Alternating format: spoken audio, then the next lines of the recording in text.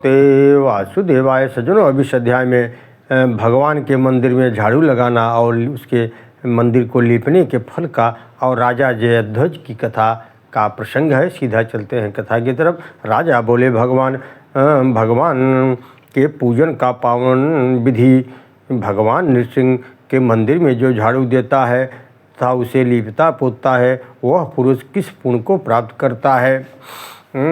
जो फूलों से, चंदन से धूप दीप नैवेद्य आदि प्रदक्षिणा करने का क्या फल होता है? सूत जी बोले, राजा के पूछने पर भृगु मुनि मार्कंडे जी को उत्तर देने के लिए नियुक्त करके स्वयं चले गए। मार्कंडे जी बोले, पांडु कुलनंदन राजकुमार, विष्णु की पूजा विधि को सुनो। तुम विष्णु के भक्त हो, अतः मैं तुम्हें सब बताऊंगा। जो भगवान नरसिंह के मंदिर में नित्य झाड़ू लगाता है, वह सब पापों से मुक्त होकर विष्णु लोक में आनंदित होता है। जो गोबर मिट्टी जल से वहाँ की भूमि लिपता है, वह अक्षय फल प्राप्त करके विष्णु लोक में प्रतिष्ठित होता है। हे राजेंद्र, पूर्व काल में राजा युधिष्ठिर द्रौपदी तथा 5 भाइयों के साथ वन में विचरते थे और घूमते घूमते वे 5 पांडव एक कंटकमय मार्ग को पार करके एक उत्तम तीर्थ की ओर प्रस्थित हुए चले गए। इसी बीच बहुरोमा तथा स्थूल सिरा नामक दानव वहां आए और पांडवों को जाते देख द्रौपदी का अपहरण करने की इच्छा से बहुरोमा नामक दानव मुनि का रूप धारण करके कुश के आसन पर बैठकर ध्यान मग्न हो गया। इसके बाद राजा युधिष्ठिर ने भाइयों सहित उसे देखकर प्रणाम करके उससे कहा, हे महामुने, आप भाग्य से आप यहाँ विद्यमान है। इस रुद्रदेहा रेवा के समीपवर्ती परम गोपनीय तीर्थों को हमें बताइए। धर्मपुत्र युधिष्ठिर जब तक उस मायावी मुनि से बात कर ही रहे थे, तब तक स्थूल सिरा नामक दूसरा दानव मुनि का रूप धारण करके वहां आ पहुंचा और बड़े ही आतुर भाव से पुकारने कर रहा था, हो यहाँ कौन हमारी रक्षा करने वाला है? जो मनुष्य शरणागत में आए हुए किसी भय पीड़िता की रक्षा करता है, वह अनंत पुण्य का फल का भागी होता है। जो मुझ उत्तम ब्राह्मण की रक्षा करेगा, उसके पुण्य फल का तो क्या कहना है। जो पुरुष दुष्टों द्वारा सताए जाते हुए ब्राह्मण, गौ, स्त्री, बालक की उपेक्षा करता है, वह रौरव नरक में पड़ता है। मैं दानवों से अपमानित होकर प्राण त्याग देने के लिए यहाँ आया हूँ। इस समय कौन ऐसा वीर पुरुष है जो मेरी रक्षा कर सके? इस प्रकार कातर वचन को सुनकर पांडव हड़बड़ा गए। वे रोमांचित हो गए और आग जलाकर उस मुनि के पीछे चल दिए। द्रौपदी को उन लोगों ने पहले वाले महात्मा मुनि के पास छोड़ दिया और स्वयं रोष से भरकर वहां से बहुत दूर निकल गए। तदनंतर युधिष्ठिर ने कहा, हमें तो यहाँ कुछ भी नहीं दिखाई देता है। अर्जुन, तुम द्रौपदी की रक्षा करने के लिए यहाँ से लौट जाओ। तब भाई के वचन को प्रेरित होकर के अर्जुन वहां से चल दिए। राजन, फिर क्या? राजा युधिष्ठिर ने उस गहन वन के भीतर सूर्यमंडल की ओर देखकर यह वचन कहा, मेरी सत्यवादिता, पुण्य कर्म तथा धर्म पूर्वक भाषण करने से संतुष्ट होकर देवगण सही संशय में पड़े हुए मुझ को सत्य बात बतला दें। राजा युधिष्ठिर के कहने पर आकाश में शब्द हुआ, यह आकाशवाणी हुई, हे महाराज, यह जो आपके पास खड़ा है वह मुनि नहीं है, दानव है। स्थूल सिरा नामक मुनि तो सुखपूर्वक हैं, उन पर किसी का कोई उपद्रव नहीं हुआ है। यह तो इस दुष्ट की माया है। तब भीम ने अत्यंत क्रोध से युक्त हो उस दानव के मस्तक पर बड़े वेग से मुष्टि प्रहार किया। फिर तो दानव भी अपना रुद्र रूप धारण कर लिया।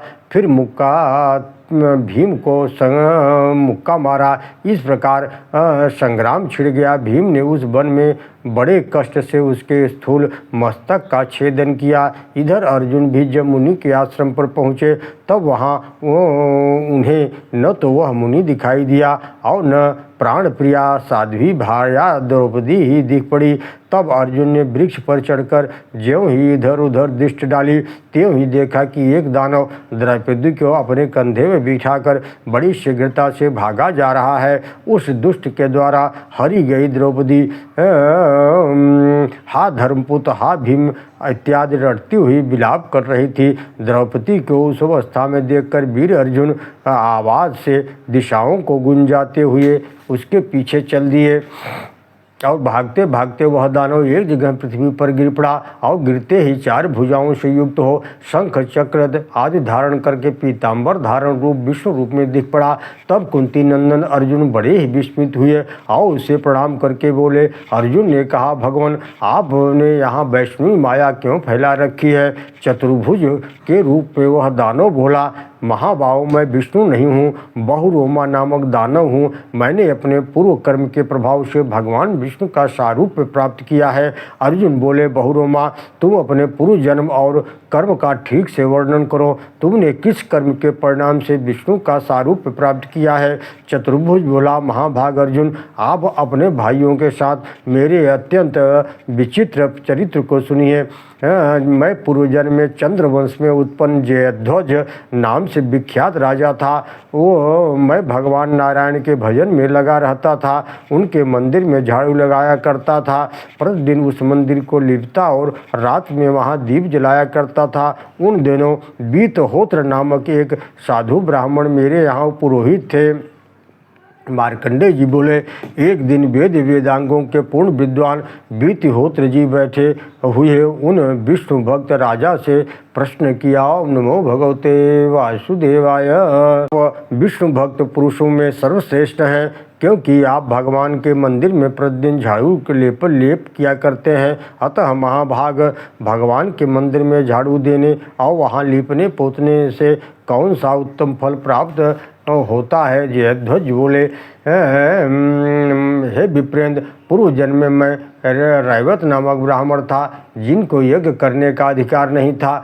मैं सदा ही यज्ञ कराता था और अनेकों गांवों का पुरोहित था। इतना ही न मैं दूसरों की चुगली खाने वाला निर्दय और नहीं बेचने वाले योग्य वस्तुओं को विक्रय करने वाला था। निषिद्ध कर्मों का आचरण करने के कारण मेरे बांधवों ने मुझे त्याग दिया था। मैं महान पापी तथा ब्राह्मणों से द्वेष रखने वाला था, पराई स्त्री पराये धन का लोभी था, प्राणियों की हिंसा किया करता था, मद्य सदा पीता था, ब्राह्मणों से द्वेष रखता था। इस प्रकार मैं प्रतिदिन पाप में लगा रहता था और लूटपाट करता रहता था। एक दिन रात में ब्राह्मण पत्नियों को पकड़कर एक सूने ठाकुर मंदिर में ले आया। उस मंदिर में कभी पूजा नहीं होती थी। वहाँ स्त्रियों के साथ रमण करने की इच्छा से मैंने वस्त्र के किनारे से उस मंदिर का कुछ भाग बुहार करके साफ किया और मैंने अपनी पाप वासना पूर्ण करने के लिए ही मंदिर में झाड़ू लगाई, दीप जलाया। इससे भी मेरा सारा पाप कर्म नष्ट हो गया। उस विष्णु मंदिर में भोग की इच्छा से ठहरा हुआ था। उसी समय वहाँ दीपक देख करके नगर के रक्षक आ पहुँचे और किसी शत्रु का दूत है, यह चोरी करने आया है। उन्होंने मुझे पृथ्वी पर गिरा दिया और तीखी तलवार से मेरा मस्तक काट कर वे चले गए। अब मैं भगवान के पार्षदों से युक्त दिव्य विमान पर आरूढ़ हो गंधर्वों द्वारा अपना यशोगान सुनता हुआ स्वर्ग को चला गया। चतुर्भुज बोला, इस प्रकार मैंने दिव्य रूप धारण करके दिव्य भोगों से संपन्न होकर स्वर्गलोक में 100 कल्पों से भी अधिक काल तक निवास किया। फिर उसी पुण्य के भोग से चंद्रवंश में उत्पन्न जयध्वज नाम से विख्यात नेत्रों वाला कमल के समान नेत्रों वाला राजा हुआ। उस जन्म में भी कालवश मृत्यु को प्राप्त होने पर मैं स्वर्गलोक में आया, यहाँ से रुद्रलोक को प्राप्त हुआ। एक बार रुद्रलोक से ब्रह्मलोक में जाते समय मैंने नारद मुनि को देखा, परंतु उन्हें प्रणाम नहीं किया, उनकी हंसी उड़ाने लगा। इससे कुपित होकर उन्होंने शाप दे दिया, राजन तू राक्षस हो जा। उन ब्राह्मण के दिए हुए, नारद जी के दिए हुए इस शाप को सुनकर मैंने क्षमा मांगकर किसी तरह उन्हें प्रसन्न किया। तब नारद मुनि ने मुझ पर शापानुग्रह के रूप में कृपा की। उन्होंने कहा, राजन, जिस समय बुद्धिमान धर्मपुत्र युधिष्ठिर की भार्या का हरण करके तुम रेवा तटवर्ती मठ में चले जाओगे, उस समय तुम्हें शाप से मुक्ति मिल जाएगी। हे भूपाल धर्मपुत्र युधिष्ठिर, अर्जुन, मैं वही राजा जयध्वज हूँ। उस समय भगवान विष्णु के सारूप्य को प्राप्त किया हुआ हूँ।